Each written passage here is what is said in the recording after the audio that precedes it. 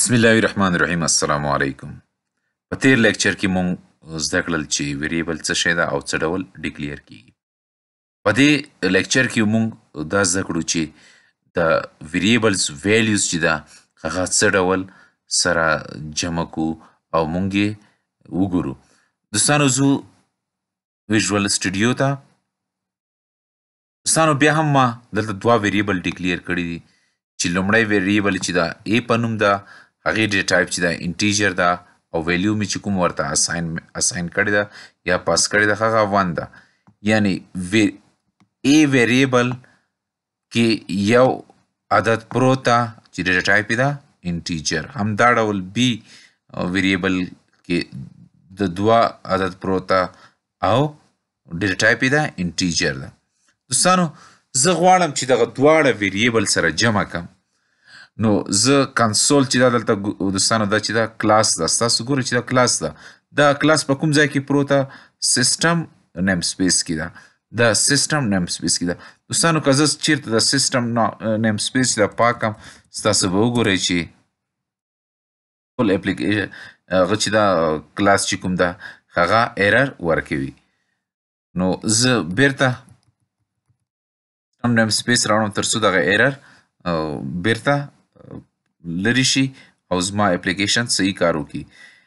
د کنسول کلاس کې دننه رایټ لاین په نوم یو فنکشنز ده.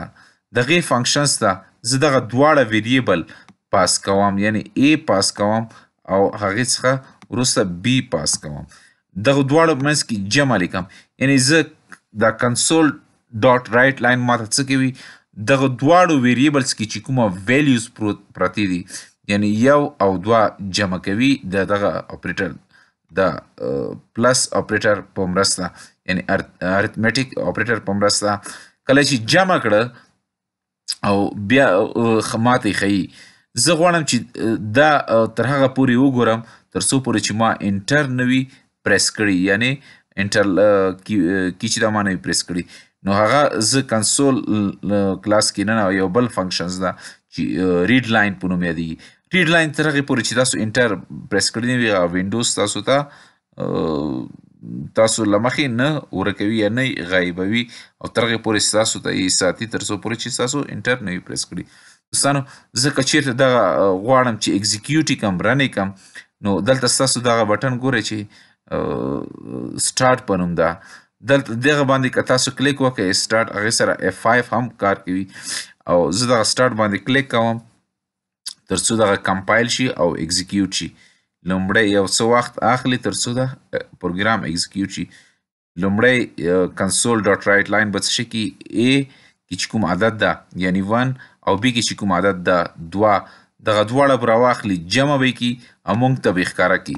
او دا وینډو به دغه چې د توره وینډو چې کوم ده د کنسول وینډو چې کوم ده دا به تر هغې پورې وي تر څو پورې چې ما انټر نه وي پریس کړی. دا څه شي په وجه دا ریډ لاین. که زه دلته بله کی پریس کړم بیا هم څه شي نه کوي تر هغې پورې چې ما انټر نه وي. کله چې زه انټر پریس کړم دغه کنسول وینډوز چې کوم ده هغه به له منځه ولاړه شي او ما به بیرته